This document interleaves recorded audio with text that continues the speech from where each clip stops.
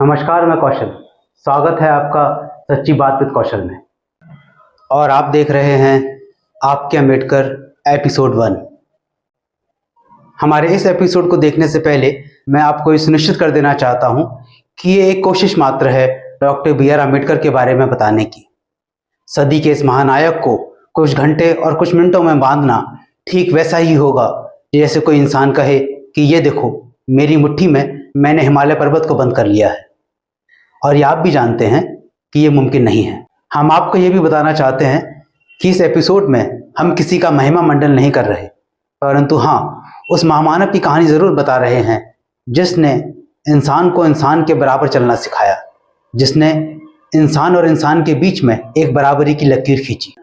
इस एपिसोड में बताई गई कुछ बातों से हो सकता है कि कुछ लोग आहत हों, परंतु ये सभी जानते हैं कि इतिहास को बदला नहीं जा सकता, परंतु वर्तमान को ठीक कर कर भविष्य की एक सुंदर नींव तैयार की जा सकती है।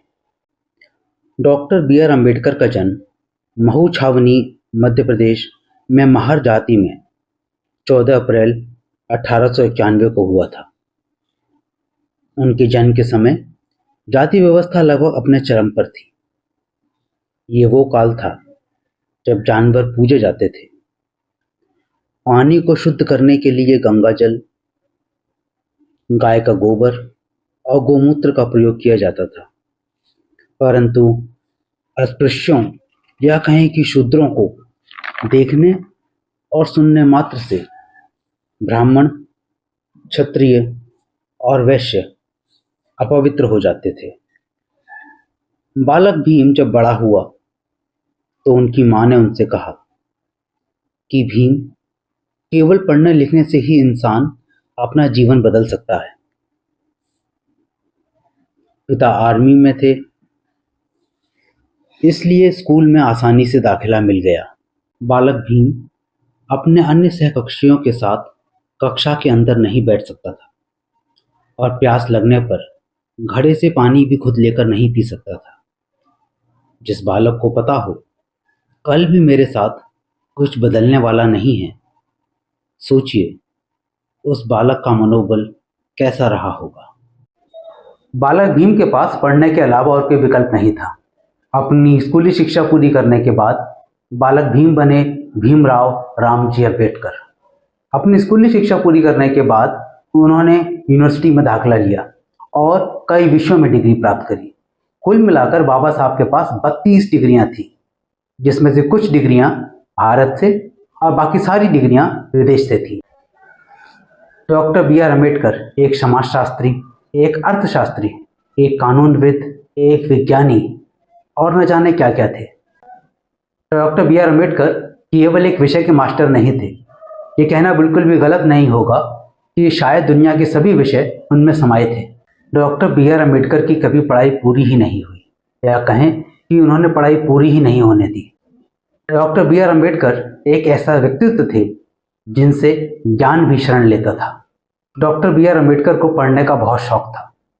उनके महापरिनिर्वाण के बाद भी उनके पुस्तकालय में 35,000 से ज़्यादा किताबें मौजूद थी।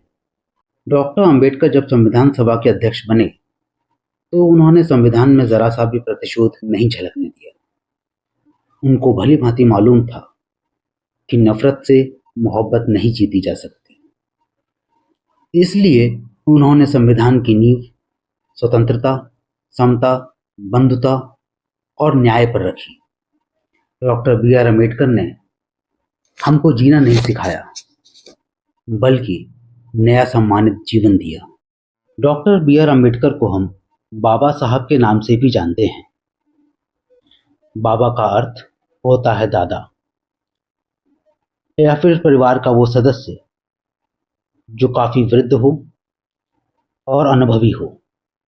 डॉक्टर बी आर अम्बेडकर अपनी लघु आयु में ही बहुत अनुभवी और समझदार इंसान थे। इसलिए उनके एक अनुयायी ने, जिनका नाम सी बी खैरमोड़े था, उन्होंने सन 1927 में डॉक्टर बी आर अम्बेडकर को बाबा साहब कहकर संबोधित किया। तब से लोग उन्हें इसी नाम से जानने लगे। बाबा साहब एक युग पुरुष हैं, परंतु उनको यदि हम एक जाति या विशेष वर्ग से जोड़ें तो ये उनके साथ और उनके ज्ञान के साथ उनकी तौहीन होगी। उनका जीवन मात्र जन कल्याण के लिए ही था। जो लोग ऐसा मानते हैं कि डॉक्टर बी आर अम्बेडकर ने केवल एक जाति विशेष के लिए काम किया, इसका मतलब वो बाबा साहब के बारे में पूर्ण ज्ञान नहीं रखते, या उनका ज्ञान शायद व्हाट्सएप यूनिवर्सिटी से प्रभावित है। डॉक्टर बी आर अम्बेडकर एक युग पुरुष हैं, इसलिए उनको किसी एक जाति विशेष से बांटना उनके ज्ञान की तौहीन होगी। इस एपिसोड में हम डॉक्टर बी आर अम्बेडकर के द्वारा किए हुए कामों का केवल नाम मात्र ले रहे हैं। आगे आने वाले एपिसोडों में हम आपको विस्तृत रूप से जानकारी देंगे कि कौन कौन से कार्य बाबा साहब ने किए, उनका सामाजिक योगदान कैसा रहा। नव भारत के निर्माण के लिए बाबा साहब ने जो कार्य किए, यदि हम उनको सूचीबद्ध करने बैठ जाएं, तो शायद कई दिन, हफ्ते या महीने भी लग जाएं।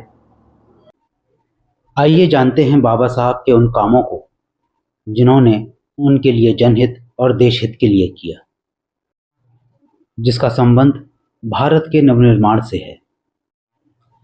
स्वतंत्रता के बाद भी महिलाओं और अस्पृश्यों को, या कहें कि तथाकथित दलितों को, मतदान का अधिकार नहीं था, परंतु बाबा साहब ने महिलाओं और दलितों को मतदान का अधिकार दिलाया। बाबा साहब ने महिलाओं के लिए तलाक का अधिकार और माँ बाप की जमीन जायदाद में हिस्सेदारी का अधिकार भी दिलाया। वे मजदूरों के लिए कानून भी लेकर आए। पहले मजदूर जो 12 से 16 घंटे तक काम किया करते थे, उसके लिए घटाकर उन्होंने 8 घंटे करवाया। महिलाओं के लिए मातृत्व अवकाश की व्यवस्था भी डॉक्टर बी आर अम्बेडकर ने की। यही नहीं, मातृत्व अवकाश के दौरान महिलाओं को पूर्ण वेतन मिले, यह भी उन्होंने सुनिश्चित किया। जो महिलाएं प्राइवेट कंपनियों में काम करती थी, उनके लिए छुट्टी की व्यवस्था भी डॉक्टर बी आर अम्बेडकर ने की। सरकारी नौकरियों में एससी यानी शेड्यूल कास्ट, एसटी यानी शेड्यूल ट्राइब, ओबीसी यानी अदर बैकवर्ड क्लासेस को रिजर्वेशन देकर उन्होंने उनका प्रतिनिधित्व भी तय किया। आपका पैसा आपकी बैंक आपसे लेकर ना चली जाए, इसलिए उन्होंने आरबीआई की स्थापना करवाई। आरबीआई की स्थापना सन 1935 में हुई थी। जातिवाद और छुआछूत को कानूनी तौर पर खत्म कर कर सबको बराबरी का सम्मान दिलाया। सभी को अपना धर्म मानने और धर्म परिवर्तन का अधिकार भी डॉक्टर बी आर अम्बेडकर ने दिलवाया। सन 1927 में महार सत्याग्रह कर दलितों को भी पानी पीने का अधिकार दिलाया। इसी के साथ 1935 में येवला की गर्जना और 1930 में नासिक सत्याग्रह भी किया। सन 1940 में गरीब और पिछड़े हुए बच्चों के लिए छात्रावास और नाइट स्कूल की व्यवस्था भी डॉक्टर बी आर अम्बेडकर ने ही करवाई थी। साल 1945 में किसानों के लिए जल नीति और औद्योगिकरण की आर्थिक नीति भी डॉक्टर बी आर अम्बेडकर ने ही बनाई। यही नहीं, 1945 में हीराकुंड बांध, दामोदर घाटी बांध, सोन नदी घाटी परियोजना, राष्ट्रीय जल मार्ग, केंद्रीय जल नीति और विद्युत प्राधिकरण बनाने में उनका योगदान रहा। और न जाने कितने काम किए हैं इस महानायक ने।